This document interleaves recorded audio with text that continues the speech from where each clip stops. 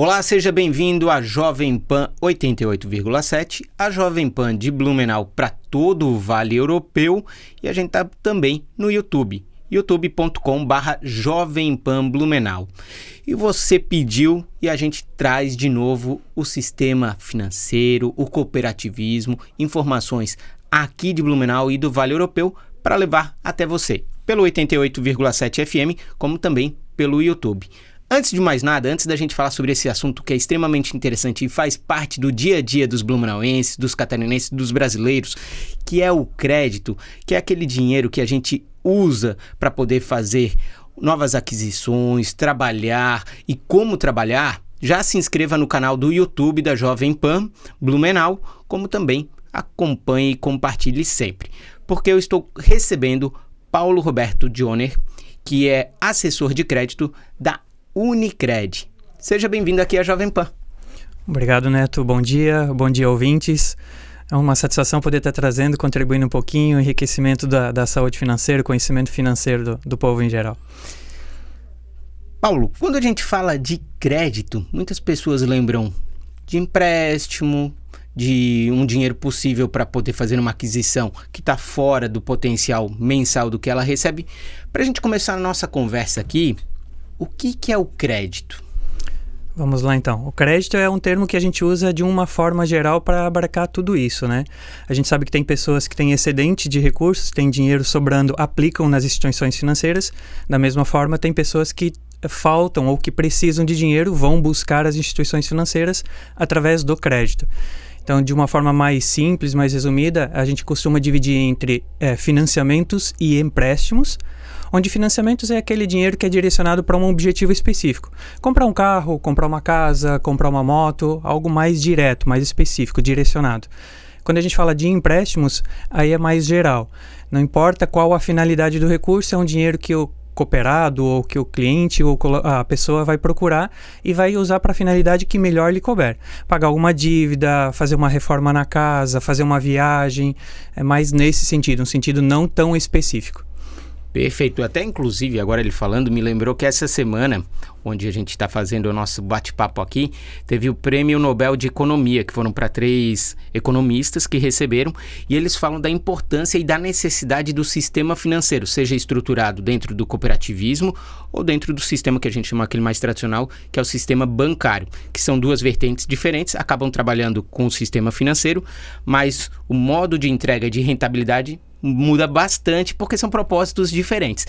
Mas falando de novo da parte do crédito, que aí foi onde esse prêmio Nobel da Economia falava e mostrava a necessidade do sistema financeiro e batesse na tecla que era o que eu tinha lido, que era essa questão. Algumas pessoas possuem bastante capital, bastante dinheiro e outras precisam para alguma movimentação, e aí explicasse o porquê do crédito.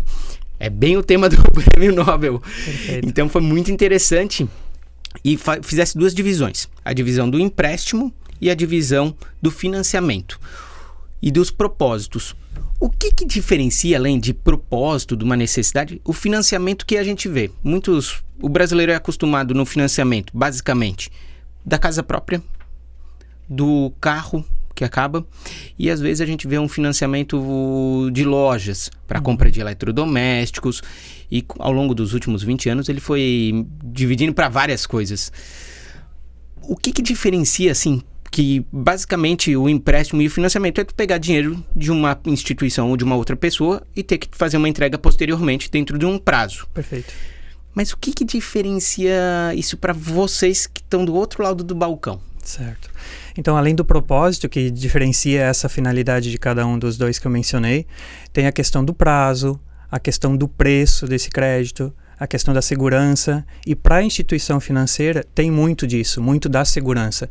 Quando a gente fala do financiamento, além de a instituição financeira já saber qual o propósito daquela busca por aquele valor, tem habitualmente aquele bem que está sendo adquirido serve como garantia para a operação.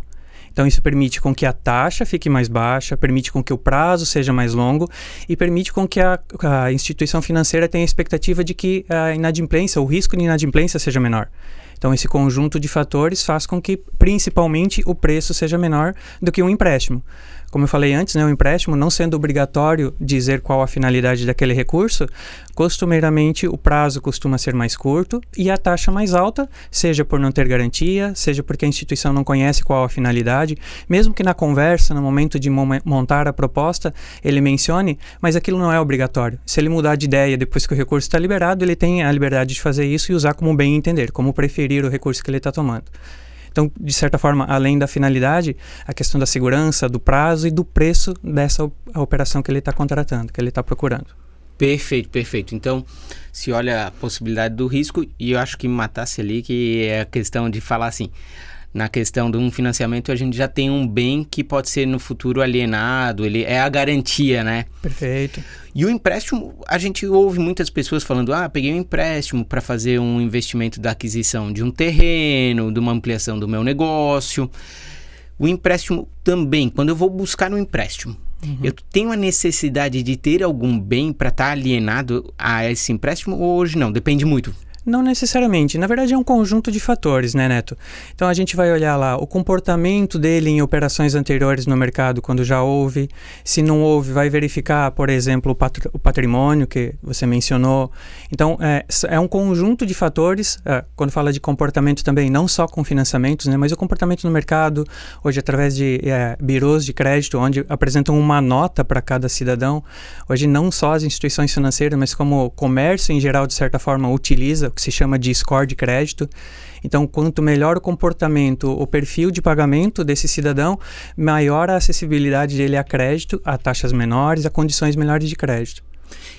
Falasse, e eu ia perguntar isso, sobre o cadastro positivo. Durante muito tempo, o Brasil teve sempre a cultura ali do que a gente chamava do Serasa, do SPC, que era a questão de saber as pessoas que estariam negativadas, que teriam alguma dívida, por N motivos.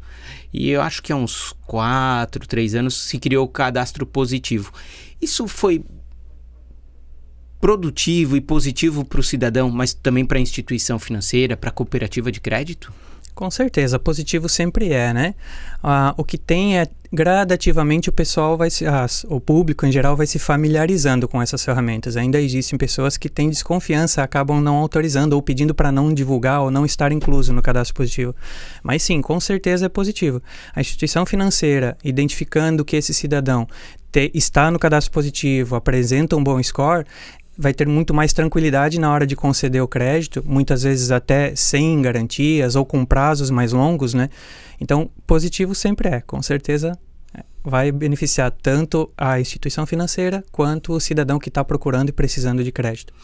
E Paulo, você que é analista de crédito, você tem sempre um desafio, as duas balanças ali, tipo, representar bem a instituição, o capital das pessoas que está ali, que vai ser movido, e aquela pessoa que vai pegar um empréstimo, um financiamento, que vai tomar um dinheiro para fazer algum investimento, né? Como é que é trabalhar esse desafio desse equilíbrio entre o dinheiro de um investidor e o dinheiro que alguém quer usar para investir e depois devolver, né? É uma responsabilidade muito grande, Neto, mas além disso, tem o fato de... talvez um pouco do que diferencia também o sistema bancário convencional do sistema cooperativo é esse interesse pela comunidade, interesse pela sociedade, o local onde ela está atuando. Então, muito mais do que simplesmente pegar aquele dinheiro de quem está aplicando e emprestar para alguém que está precisando, de que forma isso vai beneficiar a sociedade onde, por exemplo, a cooperativa está inserida. Seja através da distribuição dos resultados no final do ano, ou seja através da própria operação em si. Quando está concedendo um empréstimo, seja para um financiamento, ou seja para um crédito pessoal mesmo, algo para pagar dívidas, reorganizar a vida financeira da pessoa, ele está beneficiando a sociedade como um todo. Porque imagina que quanto mais eu estou emprestando, quanto mais eu estou colocando dinheiro, eu estou estimulando o crescimento de empresas, eu estou estimulando as pessoas físicas a consumirem, e isso alimenta a economia como um todo. Então, as pessoas consumindo, as empresas vão produzir mais, para produzir mais elas precisam contratar mais pessoas, contratando mais pessoas geram mais renda na sociedade, e o ciclo se alimenta.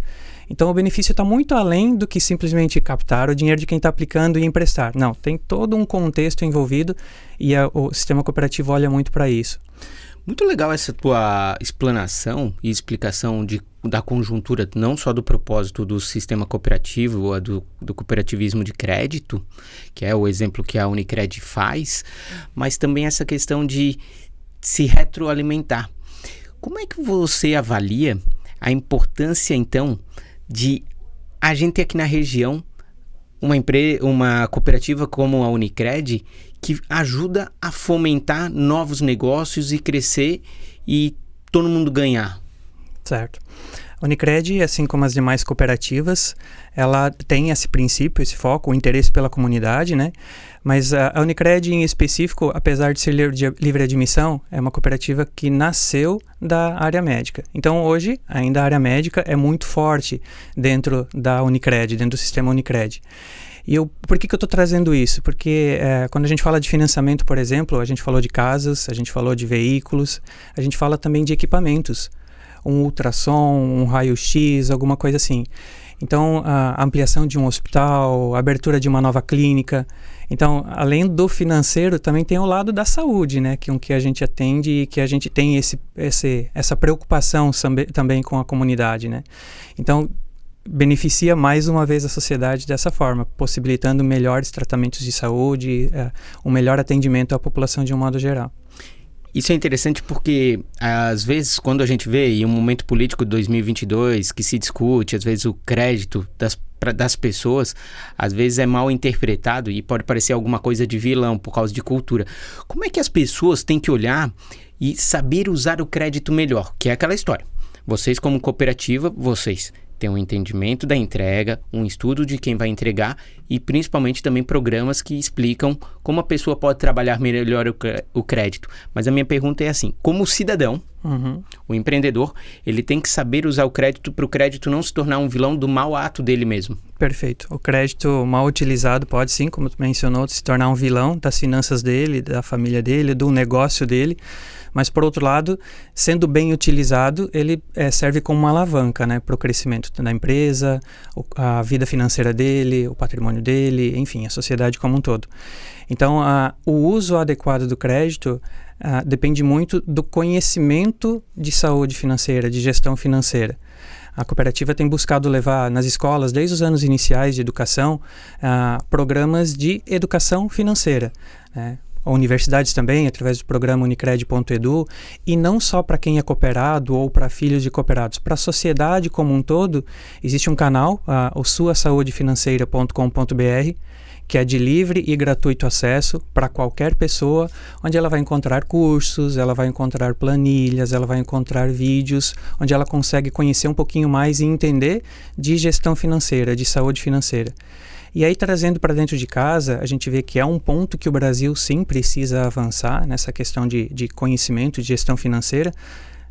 Não é grade de escola, né, mas deveria ser, no meu ponto de vista, porque a pessoa conhecendo bem o que ela tem de entradas e o que ela tem de saídas mensais, ela sabe o que nas empresas a gente chama de fluxo de caixa, também se aplica a pessoas físicas, a nós, cidadãos, né? Então, quando a pessoa tem essa gestão, ela sabe muito bem como funciona, o que está entrando todo mês de salário, de extras, enfim, e o que está saindo, ela vai saber como que vai fechar o mês dela e ela consegue projetar os próximos meses, os próximos anos e vai saber se ela precisa ou não. O importante do crédito é servir não como uma necessidade ou como uma urgência, mas sim como uma alternativa. Quando a pessoa conhece o seu fluxo de caixa, ela consegue trabalhar, ter mais opções na tomada de crédito e não como um socorro para algo que já deu errado. E aí eu chego e vou conversar contigo, Paulo. Eu tenho ali o meu negócio e vejo que ele tem uma rentabilidade e penso, se eu dobrasse minha capacidade de produção ou ampliasse o espaço para atendimento, a possibilidade de eu ter um ganho de rentabilidade seria muito maior. Esse é um cálculo que eu posso chegar e falar, eu preciso de um empréstimo. Para isso eu tenho um plano de negócio, eu tenho um plano para o investimento ali. Essa ideia, essa troca do projeto, de buscar o empréstimo, buscar o crédito, vocês acabam trabalhando isso com o empreendedor, também às vezes vendo que ele possa estar extremamente correto, como também equivocado? Sim, com certeza. É mais comum não haver isso, quando vem tomar o crédito, não chegar já com o projeto em mãos. Mas no atendimento consultivo que a cooperativa busca prestar aos seus associados, justamente, principalmente quando se trata de entender a finalidade e se referente a financiamentos, investimentos, a gente busca esse projeto, saber se já existe uma análise de viabilidade, né? A gente busca isso. Se não houver, aí a gente vai tentar contribuir para que a gente tenha certeza de que aquele recurso que está sendo disponibilizado alcance sucesso, que a cooperativa acredita e que o cidadão, o empresário, está buscando. Então, com certeza a cooperativa olha para isso. E muitas vezes, trazendo de novo um pouquinho para a pessoa física, de repente a pessoa está lá, está endividada, ela está vendo que o mês dela vai fechar no vermelho, que não vai ter conta de pagar, ela vem pedir mais dinheiro para honrar os seus compromissos. Então, trazendo bem para a prática, às vezes isso pode não ser a melhor solução. De repente, eu pegar aqueles compromissos que ele já tem assumido e reestruturar, de repente alongar ou redistribuir esse valor de uma forma que o valor da nova parcela caiba no seu orçamento, caiba nas suas entradas, é uma alternativa melhor do que propriamente aumentar o endividamento. Então, com a mesma dívida, a gente consegue reestruturar e fazer com que ele consiga sair do vermelho sem assumir novos compromissos, sem tomar novos empréstimos. Então, essa consultoria, esse atendimento, essa orientação é essencial para a saúde tanto financeira da empresa, como dos cidadãos e da própria cooperativa ou do sistema financeiro como um todo. Então, alguém que tem alguma dificuldade, que, bem como você falou, ela faz um planejamento, ela vê as receitas, que são a entrada, o que entra de dinheiro, que é o salário, e as despesas, que podem ser. Ela se embolou. Certo. Ela consegue ter um diálogo, então buscar uma orientação para fazer um planejamento para tentar sair do vermelho? Consegue, com certeza consegue. E quando eu mencionei antes das alternativas, isso também a gente tenta levar para os nossos cooperados, né? Se percebe que vai ficar no vermelho ou percebe que vai ter uma dificuldade em conseguir honrar o que tem de compromisso assumido, já sinaliza antes. Porque sinalizando antes de inadimplir, antes de entrar num órgão de proteção, ter uma negativação, a gente tem mais alternativas para apresentar a essa pessoa, a esse cidadão, a esse cooperado, de como sair do problema que está se desenhando. Quando ele já está inadimplente, quando ele já está negativado, as alternativas diminuem. A gente tem poucas alternativas, mas ainda assim consegue fazer, né? O mercado costuma chamar ali de renegociação, ou tem a repactuação, e tem algumas formas de fazer, mas são menos alternativas. Então, quanto antes o cidadão perceber que está se desenhando uma dificuldade para os próximos meses, ou até no próprio mês, e antes comunicar isso para a instituição financeira, onde ele tem a conta, onde ele opera, onde ele tem seus compromissos, melhor para ambos. As alternativas para o cidadão e a garantia de pagamento pontual ou de recuperação do valor que já está concedido com aquele cidadão ou com aquela empresa. Agora, falando disso, me lembrasse de duas situações que a gente sempre escuta falar, que é cartão de crédito e cheque especial. Isso também é um crédito e é o que a gente chama de crédito pré-aprovado? Pré-aprovado pode ser, geralmente pré-aprovado é parcelado, né, mas ele é de uso rotativo. Tanto o cartão de crédito quanto o cheque especial são de usos rotativos. Então também é um ponto de atenção, é algo que as instituições financeiras costumam olhar, costumam monitorar e muitas vezes de forma até proativa, principalmente no sistema cooperativo, busca, por exemplo, aquele cidadão que está com um uso contínuo muito alongado do cheque especial. Está lá já há 2, 3, 4 meses dentro do cheque especial e não consegue interromper esse uso de cheque especial. A gente chama ele para conversar, o que está acontecendo, está tendo alguma dificuldade, vamos reorganizar isso, vamos parcelar o valor que tem tomado no cheque especial, porque não é saudável.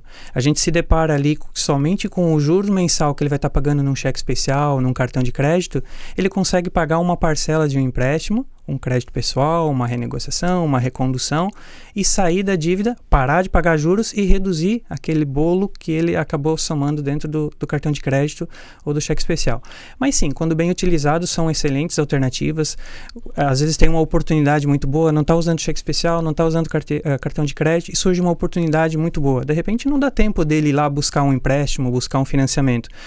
Passa ali no cartão de crédito, no cheque especial, mas com a consciência de que aquele uso deve ser momentâneo, deve ser pontual e não de uso contínuo. E aí eu ia chegar agora nesse desdobramento. A gente sempre lembra de um crédito, normalmente na sociedade, quando existe uma necessidade, ou às vezes quando a pessoa não fez o controle. E é muito legal essa cultura que vocês têm no cooperativismo de estar sanando para que seja benéfico para a pessoa que pegou o empréstimo e possa honrar e crescer com esse empréstimo, como também para a instituição que ela possa distribuir o lucro obtido sobre as aplicações que são feitas. E aí a minha pergunta vem no seguinte: Paulo Dioner, ali, analista de crédito, você tem experiência de ter aprovado muitos créditos. Como é que você vê, como profissional, que alguém que pegou um empréstimo teve uma realização profissional, uma realização pessoal, um crescimento, quando dali um tempo tu vê assim, pô, que operação legal, essa pessoa soube o que quis fazer, conseguiu fazer e teve sucesso, e principalmente quando teve uma troca de ideia com você, com a cooperativa, sobre pensar o seu futuro e saber tomar esse crédito. Como é que é essa sensação? A gente fala muito do que move a gente, né? Independente da profissão, independente do que essa pessoa faça, a gente fala de motivação, né? O que faz a pessoa acordar todo dia, sair da cama dela, ir lá pro trabalho dela e fazer aquela rotina de todo mundo. A gente passa a maior parte do tempo na nossa vida no trabalho do que em casa, né? Então, o que move? O que te leva a fazer isso? Lógico que tem pessoas que vão fazer isso pelo salário, tem outras que vão fazer em busca de um crescimento profissional. Mas falando eu, analista que já foi, ou assessor que já foi, mas eu, Paulo, respondendo, é gerar o benefício, ver esse benefício, conseguir contribuir para uma pessoa realizar um sonho, realizar um desejo. Então, trabalhando com crédito, isso se torna muito mais fácil, porque é talvez um dos principais caminhos para se chegar na realização de um sonho. Quando se fala no meio empresarial também, às vezes se eu preciso alavancar, se eu quero crescer o meu negócio, só com os recursos próprios eu não vou conseguir isso.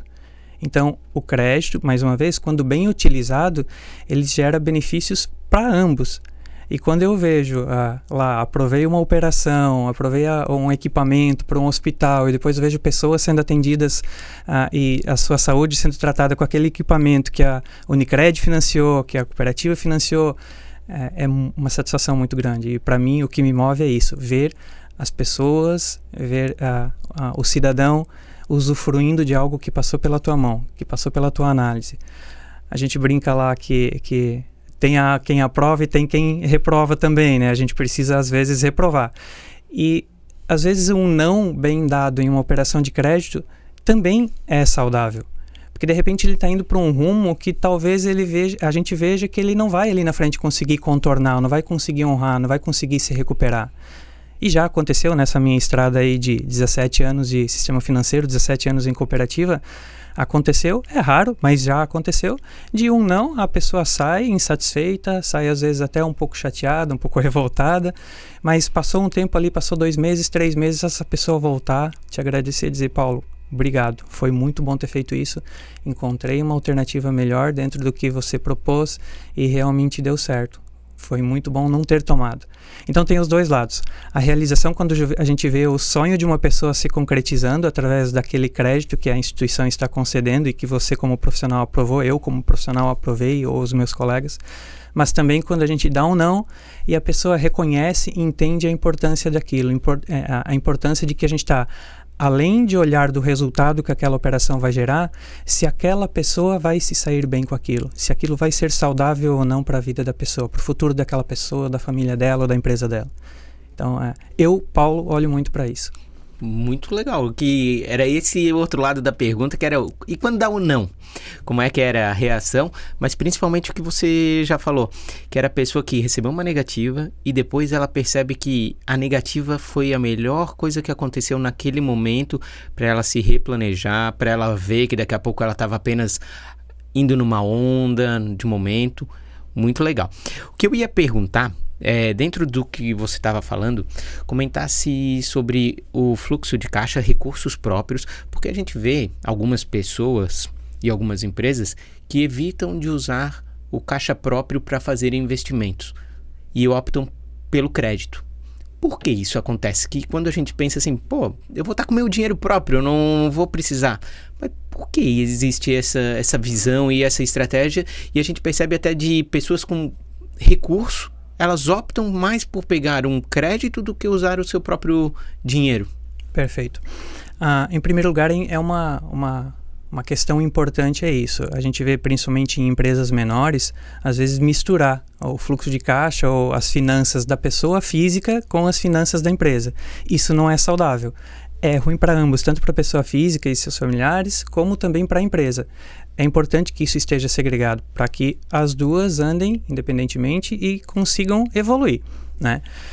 Agora, quando o recurso do dono da empresa, ou do sócio ali, do proprietário, entra, ele vai entrar como capital, investimento de capital inicial. Quando ele vai buscar na instituição financeira, muito provavelmente ele já fez, ou assim se espera que tenha feito, a conta. Como que vai ser a rentabilidade do negócio? Aquele dinheiro que ele tem ali, ele tem a opção, ou se ele tem um dinheiro, uma reserva, né? Ou ele injeta na empresa, ou ele faz uma aplicação, ou ele forma patrimônio. O que ele precisa avaliar é o custo de oportunidade, né? Então, se a empresa dele está rentabilizando, por exemplo, a gente usa como referência Selic, CDI, né? Se a empresa dele está rentabilizando mais do que o CDI e a Selic, poxa, por que não investir na empresa, injetar mais recursos na empresa, acelerar o crescimento dela? Porque a própria empresa vai gerar resultado que vai ser naturalmente reinvestido na maioria das vezes. Então, se ela está rentabilizando a tal ponto que supere a Selic, que é a taxa de referência, por que não injetar também recursos próprios ali? Potencializar o negócio que está dando certo. Agora, se a rentabilidade desse negócio é inferior ou se ele tem outras formas de tornar o seu dinheiro, pessoa física, mais rentável, por que não? O importante, de novo, a gente volta àquela questão inicial, a gestão financeira, ele ter conhecimento das alternativas que ele tem para que, de posse dessas informações, ele consiga tomar a melhor decisão. Então, não é certo ou errado, que precisa ver o adequado a cada atividade, a cada empresa, a cada realidade. Perfeito. Queria reforçar, de novo, essa orientação, e eu acho que é importante para todo mundo que acompanha. O trabalho que a Unicred faz sobre educação financeira.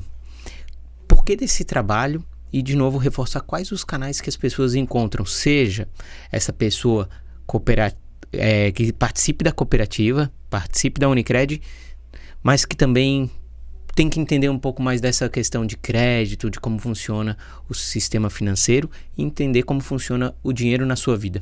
Certo. Então, como a cooperativa atua nesse lado? Ela trabalha desde nas escolas, com anos iniciais, com eventos, com participações, com palestras, sempre voluntárias, né? E até os anos terminais. Se é que tem ano terminal, não tem ano terminal de estudo, né? Nunca é tarde para estar estudando e estar aprendendo. Mas, por exemplo, na universidade, a gente tem o programa Unicred.edu, onde tem a disponibilização para as universidades que têm interesse, esse programa para colocar em grade curricular ou colocar como curso extra complementar. Então, tem diferentes formas de atuar e para o público em geral também tem aquele que quer buscar por si só, tem o site que é a suasaudefinanceira.com.br, suasaudefinanceira.com.br. Então, o cidadão consegue buscar de forma autônoma, né? Não é a cooperativa que está indo lá visitar. Mas no meio acadêmico, no meio escolar, a gente faz essa participação também com colaboradores da própria cooperativa, com programas estruturados para isso, direcionados cada um a seu público. E por que isso? Para fazer com que essa pessoa, quando chegue na sua idade produtiva, na sua idade de ter renda, de ter seu consumo próprio, gerir suas próprias finanças, que ele saiba lidar com isso, que seja algo natural na vida dele, que seja algo benéfico na saúde dele, as decisões que ele vai tomar. Então, o objetivo principal é esse. E a gente sabe que saúde financeira indo bem, saúde psicológica tem muito mais chance de ser melhor também, e, consequentemente, saúde física são coisas interligadas, né? Saúde é saúde de qualquer forma. Então, por que não a gente trabalhar com estudantes, com crianças, com acadêmicos, se a gente pode levar esse benefício, pode fazer com que a sociedade como um todo evolua nesse aspecto. Perfeito. Eu acho que o nosso tema ele dá para se expandir muito, muito, muito, mas eu queria agradecer, queria também deixar o microfone aberto, a nossa conversa aberta aqui, para mais algum registro sobre a importância do crédito e agradecer, né? A tua participação, a participação da Unicred aqui, que a gente já falou de investimento em uma oportunidade, inclusive você encontrou o vídeo aqui também, o Guilherme vai deixar o link tanto da saúde financeira como o link da nossa entrevista sobre investimentos, e te agradecer porque crédito, eu acho que pelo menos 90% dos brasileiros, aí eu não tenho o número, mas eu digo pelo menos em algum momento para fazer a construção da sua trajetória de vida, opta pelo crédito. Eu tive o exemplo na questão habitacional, do primeiro carro, e é uma cultura que, como falasse, bem planejado, só acaba crescendo, trabalhando bem. É muito legal falar com alguém que entende e que tem a didática para explicar, porque falasse de algumas coisas que eu ia perguntar, mas de uma forma tão fácil que eu assim, sanou a minha dúvida e sanou a dúvida dos ouvintes e dos nossos internautas. Perfeito, Neto. A gente agradece a oportunidade, né? E para encerrar também falando disso, a gente chegando a final de ano, né? Como a gente fala de consultoria, fala de orientação, né? A gente presta esse atendimento aos nossos cooperados e se alguém que não é cooperado quiser conhecer a cooperativa, quiser visitar, falar com um de nossos gerentes, quiser buscar pelo site, a gente está sempre à disposição. E aproveitando nessa reta final de ano, é muito comum de final de ano trocar de veículo, pensar em uma viagem e por que não contratar um empréstimo para fazer essa viagem. Se eu posso contratar agora e transformar isso em parcelas que encaixam no meu orçamento, vai chegar no final do ano que vem, o empréstimo está pago, posso viajar de novo. Mas eu gostaria de chamar a atenção para que, especificamente nesse final de ano de 2022, no ramo de painéis solares. Tem uma regulamentação nova que entra em vigor agora em janeiro de 2023. Então, quem tem em mente, quem tem ideia, por exemplo, de instalar painéis solares na sua casa, na sua empresa, talvez esse seja o momento mais adequado. Porque quem conseguir instalar esses painéis solares, ativar isso na sua casa, na sua residência, na sua empresa, acaba ficando isento dessa tributação nova que vai passar a ser inserida no ano de 2023, já a partir de janeiro, acaba ficando isento até 2045. Então, 2045 é praticamente a vida útil de um painel solar. Então, se alguém em algum momento pensou em fazer isso, ou se tem intenção de fazer isso, agora é a hora. Quem conseguir contratar até o final do ano tem esse benefício de não estar sendo tributado nesse que vem a ser cobrado, vem a incidir a partir de janeiro de 2023. É uma implantação gradativa, ela vai acontecer dependendo do tipo de equipamento, do tipo de uso, ela vai de 2023 a 2028 gradativamente aumentando essa tributação, mas quem conseguir contratar até dezembro agora de final do ano de 2022, né, vai estar isento até 2045 dessa tributação. Então é uma sugestão adicional aqui que a gente deixa para o nosso ouvinte que está de repente pensando em reduzir essa conta de energia, né, que pode chegar a 95% de redução dependendo do tipo de utilização. E a cooperativa, assim como a gente sabe que pode contribuir com isso, tem linha para isso também, está à disposição para quem tiver interesse. Não, e é extremamente interessante que eu digo a realidade de várias empresas, entre elas a rádio. Hoje o custo do material humano é o custo maior, que é a questão do investimento, mas durante muito tempo a energia elétrica era o quarto, quinto e hoje já é o segundo. E se faz esse investimento, como eu falasse, até 2040, eu tenho alguns exemplos na área de saúde. Eu tive um colega que fez um investimento em painéis solares e realmente reduziu. Ele tinha 4 mil de despesa mensal, 4, 5 mil. Hoje tem fatura que chega a 500, 400, 600. É muito interessante mesmo. E aí, como uma pergunta gera outra, eu vou estender um pouquinho que... Por favor. Falasse de final de ano. Final de ano a gente tem a possibilidade, bem isso, de planejar o próximo ano, dos investimentos dos próximos anos, e tem a questão assim, 13º e o primeiro trimestre é um primeiro trimestre que a gente entrega muito para o governo. Como é que é, então, essa questão de saber trabalhar uma questão de crédito para se manter o início do ano bem, e também aproveitar daqui a pouco esse recurso extra do 13º para trabalhar ele como uma honra de pagar os empréstimos, ou seja, pagar o crédito que a gente obteve. Perfeito. Como eu já mencionei anteriormente, né? Primeiro, quando a gente conhece o nosso fluxo de caixa, sabe o quanto está entrando, o quanto está saindo, o quanto vai sair.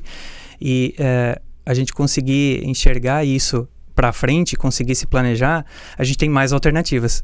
Então, se a pessoa tem necessidade, tem impostos ali no início de ano, de repente o filho voltando para a aula, tem matrícula escolar também, imposto de carro. Perdeu o uniforme. Então, se a pessoa consegue enxergar isso antecipadamente, ela pode montar a melhor estratégia, seja usando o 13º que está entrando, ou seja, guardando esse 13º para uma reserva, para uma eventual emergência e tomando um crédito para parcelar isso, ou até mesmo para regular, estou fechando 2022 no vermelho, como é que eu faço para não acontecer em 2023 de novo? Faz uma operação, faz um empréstimo, reorganiza suas finanças, parcela esse compromisso que ele tem que está muito elevado, está muito alto frente ao que entra, já inclui o que ele tem projetado para pagar no ano seguinte e faz com que o ano de 2023 flua mais tranquilamente, flua mais leve do que foi 2022. E aí ele já vai inserindo nesse planejamento tudo que ele já enxerga que pode ter necessidade de pagar, seja a escola dos filhos, seja os impostos, seja uma viagem que ele pretende fazer no final do ano com a família, por que não? A gente fala de educação financeira, a gente fala de crédito, a gente fala de gestão dos recursos, não para gastar menos, não para consumir menos ou porque precisa ganhar mais para viver melhor, mas não. Como fazer, ganhando o mesmo, produzir mais. Como fazer mais com o mesmo, né? Então, a ideia da consultoria, da orientação, desse apoio no momento da tomada de recurso é o que a cooperativa busca fazer, pensando no associado, né, no cooperado, e também, lógico, na saúde da cooperativa, porque a cooperativa é um conjunto de pessoas. Então, se as pessoas não vão bem, a cooperativa não vai bem. Se as pessoas vão bem, a gente tem um relacionamento longevo e também a cooperativa tem a possibilidade de crescimento, e assim como está num processo de expansão. Perfeito. Paulo, vou agradecer, foi sensacional conversar contigo. Faço o registro que tem várias possibilidades para o nosso colega Guilherme fazer recortes que vão ser extremamente interessantes na programação da 88,7 FM e também aqui no YouTube. Paulo, obrigado pela oportunidade, pela troca de ideias, pelo aprendizado que tu está oportunizando para o entrevistador aqui, né? Mas também para toda a comunidade. Parabéns pelo trabalho e pela didática. Mais uma vez, Neto, agradeço a oportunidade, é uma satisfação poder estar contribuindo sempre e a gente está à disposição, a cooperativa ou eu, a gente está à disposição sempre que precisar, é só nos procurar, a gente está à disposição. E quero aproveitar para registrar, agradecer à Unicred por mais essa oportunidade de entrevista, onde agora a gente falou de crédito, a gente já falou de investimentos, desmistificando as informações, aprendendo. Também agradecer o pessoal da comunicação e do marketing ali, né, que nos possibilita sempre abrir essa agenda ali e as ideias, extremamente interessante. E é esse trabalho que eles fazem, porque a conversa aqui com o Paulo foi uma provocação da Unicred e que casou perfeitamente com reta final de ano, pensando em 2023. Então, só agradecer. Quer seguir? Quer saber mais? Vai ali no site da Unicred, também entra no link aqui embaixo onde a gente tem e continue também acompanhando aí a Jovem Pan, porque sempre a gente vai trazer um conteúdo muito interessante para você. Valeu!